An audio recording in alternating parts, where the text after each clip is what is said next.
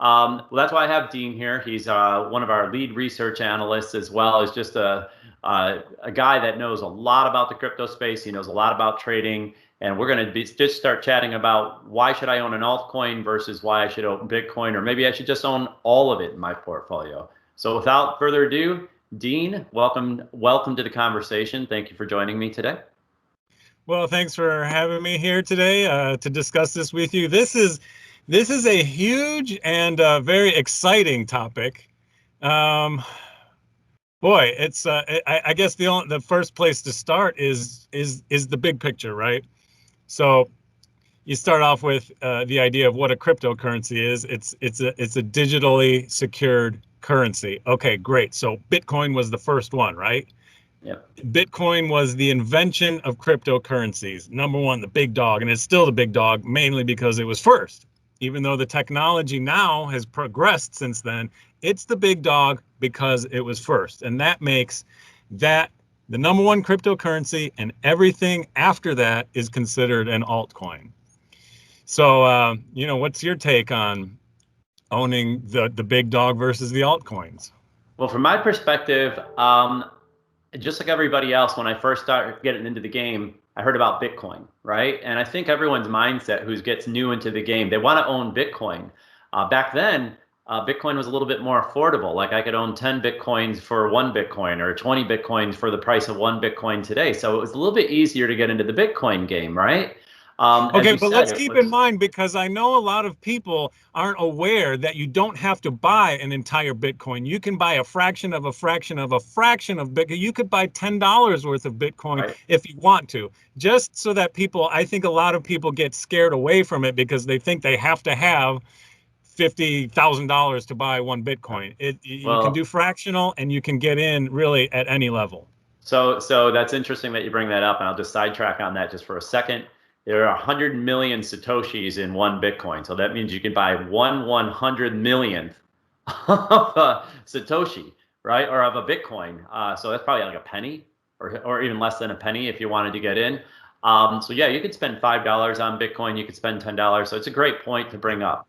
But overall, I think a lot of people get kind of hung up in this. Well, like you just said, if I can't own a Bitcoin, I don't know. I don't know if I should own something less. But Bitcoin, my gosh, just last week or 2 weeks ago, it was $64,000 or something like that. So I think that scares a lot of people off. So thanks for bringing that up, because I think that's a great comment to make, and kind of great information for people to understand.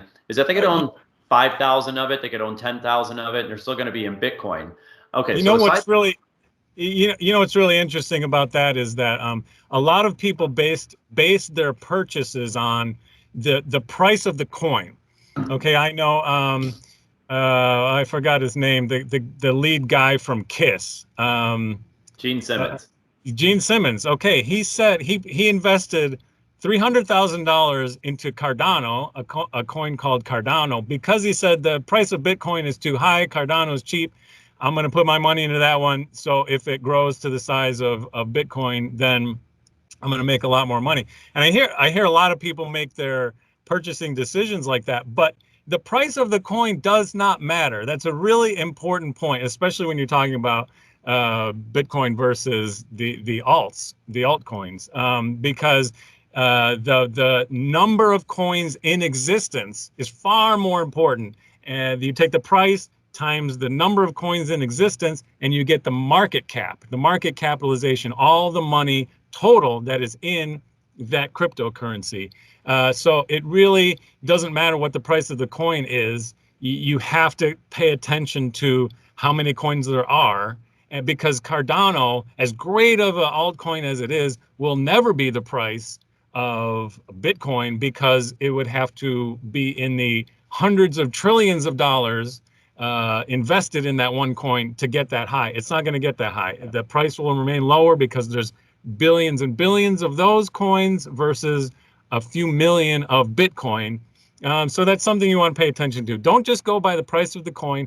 You have to look at the market cap of those coins when you're deciding what to invest in. Well, I think it raises a good point. Like back in the day, there used to be these things, and it still is today, called penny stocks. And I think Cardano is a good example of what a penny stock is, right? So Yeah, people yeah. know if they get really, really excited about that. to me, I think you made an important point. I just want to add a little bit to that. Yeah, you cannot expect Cardano to go up to $55,000, $60,000. Maybe someday, maybe I will be proven wrong. But in my mind, Cardano is probably a target. You know, it could probably get over $10 at some point. You never know. Yeah, and that would be And amazing. If yeah, Cardano got to over $10, that would be an amazing thing.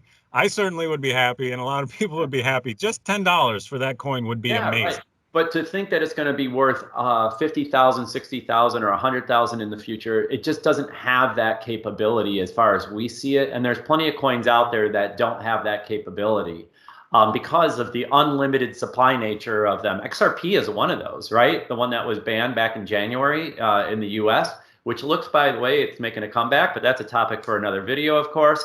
But what we want to talk about is XRP. The problem I have with that alternative coin is that they keep making more of them and they keep dumping more of them onto the market, and it's just more and more. And there's a zillion of these things. I'm not even sure if they have a cap or what their cap is. That's actually, yeah, that's a great point to make, is that more Bitcoins can never be created. It's limited to 21 million, whereas some of these alternate coins, they can create new coins as much as they want. So that's another thing to pay attention to. And the last thing that I would have to say in this video about the altcoins is just in terms of technology.